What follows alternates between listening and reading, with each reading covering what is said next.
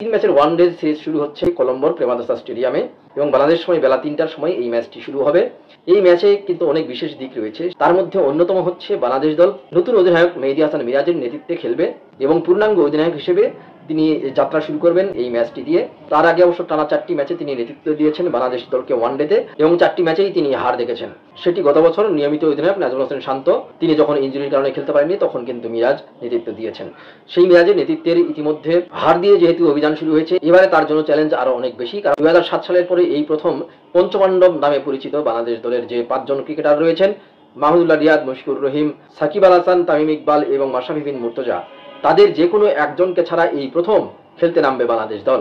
কারণ হচ্ছে সর্বশেষ বাংলাদেশ দল চ্যাম্পিয়ন্স ট্রফিতে খেলেছে, মুশফিকুর রহিম এবং মাহমুদুল্লাহ রিয়াদ দুইজনই ছিলেন এবং দুইজনই কিন্তু সেই চ্যাম্পিয়ন্স ট্রফির পরে অবসর নিয়েছেন। তো চ্যাম্পিয়ন্স ট্রফির পরে প্রথমবার ওয়ানডে খেলতে নামছে বাংলাদেশ, সেই ম্যাচেই এই পঞ্চপাণ্ডবের কেউ থাকছেন না। সেই কারণে মেহেদী হাসান মিরাজ এবং বাংলাদেশ দলের জন্য অনেক বড় চ্যালেঞ্জ রয়েছে। এছাড়া বাংলাদেশ দল সর্বশেষ যে 10টি ওয়ানডে খেলেছে সেই 10টি ওয়ানডের মধ্যে মাত্র 2টিতে জয় পেয়েছে, 8টিতেই কিন্তু হেরেছে।